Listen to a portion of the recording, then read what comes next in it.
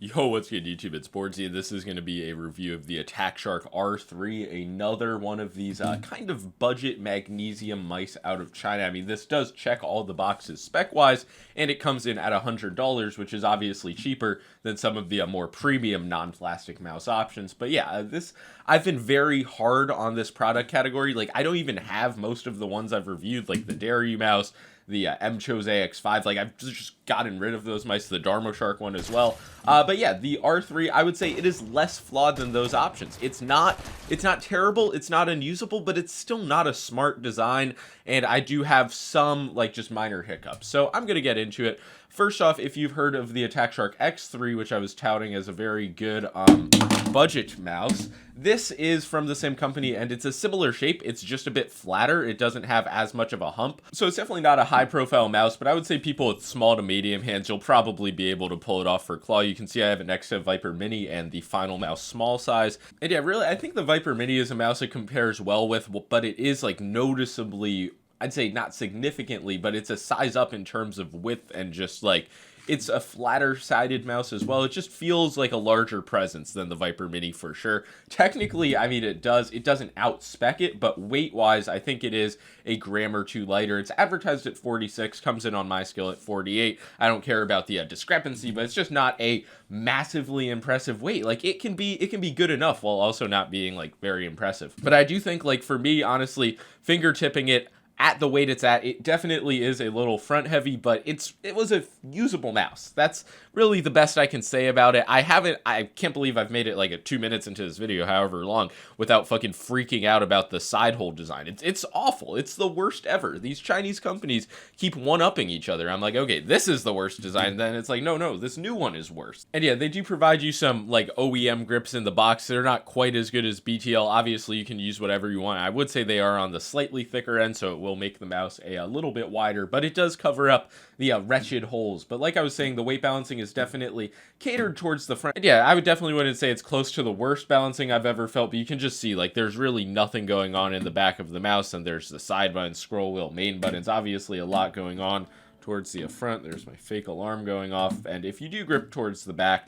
it will probably feel noticeably front heavy, but still, it's not terrible. But I'm also in no way making excuses for Attack Shark. I feel like this mouse should be a little bit cheaper, a little bit lighter, a mix of both. One thing they do have going is a really solid shell quality. I feel like a few of these magnesium mice, like this comes out of the same factory as the Dairy Mouse, I believe. The build quality is just the exact same. Also, the click quality, there's not really anything for me to hate, like, in terms of the actual quality. The switch is a Kale 8.0, which we really don't see at all anymore. My fucking camera won't focus. I did see a few people on, like, Twitter reporting double clicking, so I figure that is bound to happen kind of with a Kale 8.0, but so far I don't have anything to note. It just is like that OG Kale 8.0, like, spammable implementation that has more or less been lost to time. They also have these side buttons, and they're just, like, very thin feeling, and they wouldn't look it, but it's just like there's very minimal area to actually, like, contact, and they just feel, like, very sharp and thin. It's, like, impressive how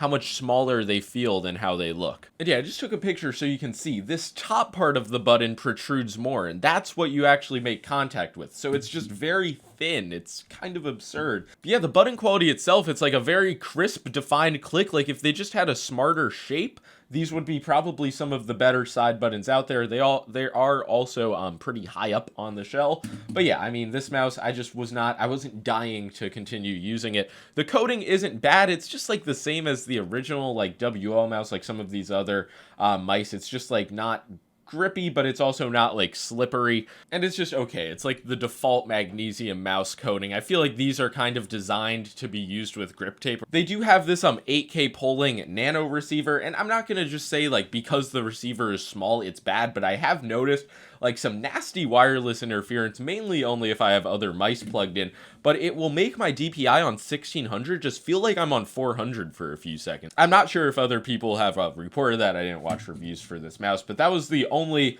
thing I really noticed. In good conditions, the wireless was fine on up to 4K. I did not see a motion sync setting in their software, and the wireless implementation, I mean, I don't know. I've been used to the Viper V3 Pro, which is just obviously a much larger mouse, better tech. Like, for me, it's just 100% a better fit. And yeah, Attack Shark does advertise that they develop their own firmware on the website, so So it could just be that like there are some issues that need to be ironed out, because currently I'm not going to say that this feels like it's just pushing the limits when it comes to wireless implementation. I really haven't seen anybody outside of these small Chinese companies use these nano receivers, and it's worth mentioning that Attack Shark's next mouse is going to be using a 3950. It's going to be like 37 grams or something. So it just does seem like an all-around better package than this. But honestly, if you can find one for a good price on like AliExpress, I think it's like $99 on their website. But if you can ever find one on a sale, I'd say like in the $70 price range, this would be a really good buy, because it is light. The build quality is good. It's a good shape for fingertip or like small-handed claw, but it's just not a mouse that really wows me in any way or gives me any reason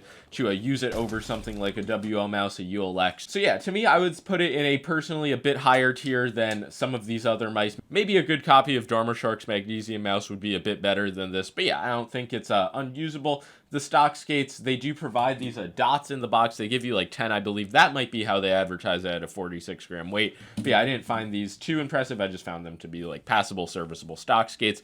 The scroll wheel does have like an odd feeling click. It's like not high quality, and it is a bit heavy, like kind of mushy feeling. But scrolling the wheel itself, it just feels like a TTC Gold encoder, like an old Pulsar wheel. So yeah, I genuinely, honest to God, I don't know who the target customer is for this, where it's like you can spend $100 on a Magnesium mouse, no question, because it's not the person who is buying the Attack Shark X3, the plastic version of this, a few grams heavier, for $30. I don't feel like it's the person spending $150 on a WL mouse. Like, I just don't get it. But you know, if you have this mouse, if you enjoy it, God bless, but I do feel like it could be improved, and I feel like Attack Shark, given the fact that they're making a better mouse sometime soon, I feel like they understand that as well. So really, not too much bad to say, but this is just another one of those like foolish, in my opinion, designs from a company who's just hopping on the Magnesium mouse trend. If you have any other questions, make sure to let me know in the comments below. But yeah, that's going to be all for this video. I don't love it. I don't hate it. It is what it is. Shocking. Peace out.